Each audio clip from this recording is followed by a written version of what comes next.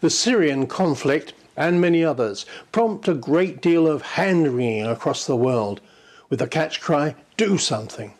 But what? Back in 2005, the United Nations initiated the Responsibility to Protect concept, or R2P, to use the diplomat's jargon. It's a set of principles based on the concept that sovereignty is not a right, but a responsibility. One problem with this is that in recent years, few countries have answered the call. And when they have, particularly the United States, then Washington has more often than not been criticized, not complimented. Welcome to Agenda. I'm COLIN CHAPMAN, and joining me to discuss this mantra is Stratfor's chief analyst, Robert Kaplan. Bob, what's happening with this particular doctrine? The doctrine responsibility to protect is still very much alive. The responsibility to protect, though, does not necessarily mean in every case that it's feasible to intervene in a military fashion.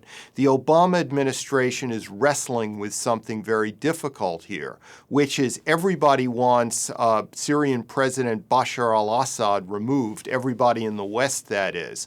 But what would happen if he actually were removed? Would the Syrian cabinet and military and intelligence services crumble? Would they form separate militias and gangs, as happened when the Soviet Union crumbled, when Iraq crumbled, when Bulgaria and other East Bloc states crumbled? Because remember, the Syrian power structure was very much influenced by the East Bloc during the Cold War under Bashar al-Assad's father, Hafez al-Assad. So there still very much is a doctrine responsibility to protect, but one has to be very smart about it, because what one doesn't want to do is precipitate an intervention that, rather than minimize the violence, explodes it even further. As we've seen in the case of Syria, we've looked at one side, the government, being provided with arms from a UN Security Council member, Russia. Yes, it is. Increasingly, as the Syrian crisis escalates and drags on, the United States is entering a sort of Cold War-style competition with Russia. Remember, during the Cold War, the Soviet Union and the United States fought proxy wars around the globe, in Angola, to a much smaller extent in Ethiopia, to a much greater extent in Afghanistan. With Russian President Vladimir Putin supporting Syria, the government of Syria, that is, and the United States supporting the rebels, the resistance against the government, each big power seems to have chosen sides, so that the Syrian crisis explodes outward into great power politics rather than kind of crumbles inward and remains just a very self-contained tragedy.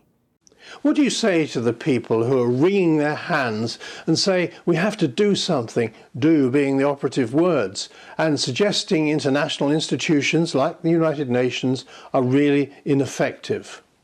Well, here's what I say, several things. First, if we had to do something every time there was an awful atrocity, we would be involved in half a dozen countries around the world on the ground at any one time, and the American people will simply not support and politically sustain that. Remember, we intervened in Libya, and one of the second-order effects of the end of the Gaddafi regime was arms flowing into Tuareg rebels who migrated to Mali, and Mali has since descended into anarchy, with a weak military-led government in the south, a Tuareg movement divided from within in the north, significant humanitarian abuses, and this can be traced, originally to the fall of the Gaddafi regime. So when you do something, you can never be sure what the second-order effects are.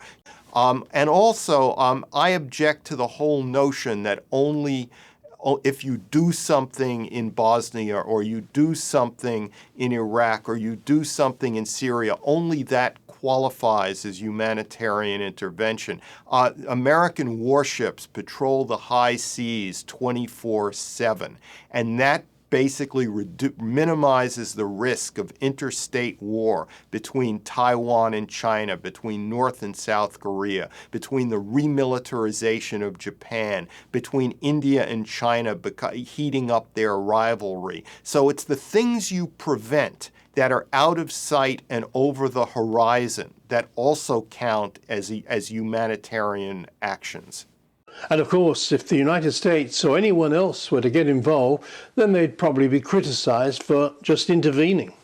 Yes. Remember that given Iraq, given Afghanistan, given about 6,000 American dead and about 40,000 seriously wounded over the past decade, the American public has no appetite for a ground intervention in Syria that could go on for weeks or even months if the problem is not solved immediately. Now, to be fair, those calling for intervention in Syria have often made it clear that they too oppose a ground intervention. They understand the problems completely, the complexities, the lack of appetite of the American public. What they've been arguing for is more robust and more creative ways for the Obama administration to dislodge President Assad without an actual invasion of sorts. And also, the administration is cognizant of the fact that once Assad leaves or is overthrown, who and what replaces him? Because again, the real danger is we all hated Saddam Hussein, but when he was toppled, the whole system crumbled, and we had almost more of a humanitarian catastrophe after he was toppled than was perpetrated over the decades he was in power. Robert Kaplan, Chief Analyst of Stratfor, and that's Agenda for this week. Thanks for being with us. Bye for now.